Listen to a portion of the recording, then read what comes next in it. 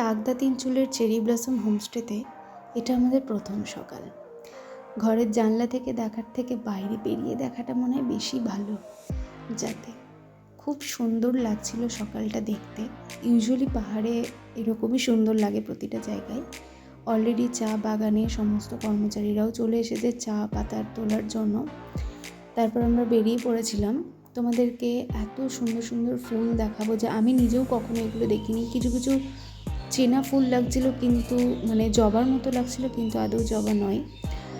আর এই জায়গাটা বুঝতেই পারছো কোথায়। তোমরা অবশ্যই কমেন্টে জানিও গেস করে যে এই জায়গাটা আমরা কোথায় এসেছি। আর এখানে বেশ কিছুটা অনেকক্ষণ ধরে নেটওয়ার্কের প্রবলেম হচ্ছিলো, মানে যতটা ওপরে উঠছিলাম তত নেটওয়ার্কের প্রবলেম হওয়ার কারণে সন্দীপের যেহেতু একটু কল চলছিল সেই জন্য ওর নিচেই ছিল। তারপরে ছুটতে ছুটতে ওপরের দিকে আসে। যাকে তারপরে বাতাসিয়া লুপে যাওয়া হলো, কিন্তু আমি এখানে ঢুকিনি। প্রথমেই টিকিট কেটে ওরা ভেতরে ঢুকলো। অ্যাকচুয়ালি না ঢোকার কারণে যে আমার প্রচুর পরিমাণ মাথা যন্ত্রণা করছিলো, তো আমি গাড়িতেই ছিলাম। তো এতটাই ভাগ্য ভালো যে আমরা ওখানে মানে ওরা ওখানে ট্রেনটাই দেখতে পেয়েছে।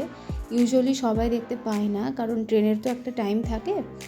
তো যাকে তারপর ওখানেই যে মানে ট্রেন পথ যেদিক দিয়ে যাচ্ছে তার আশেপাশেই পুরোপুরি মার্কেট। আর আই লাভ দার্জিলিং লেখাটা যে এইখানে, সেটা আমি এতদিনে জানলাম এবং বুঝতেও পারলাম। দুর্ভাগ্যবশত আমি সেটা দেখিও নি।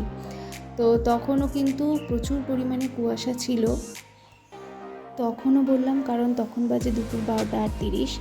যাই হোক, এখানে ম্যালেরিয়ার ওষুধ তৈরির কারখানা, এই জায়গাটা সম্পূর্ণ পুরোটা, এটা আমাদের ড্রাইভার দাদা বললো।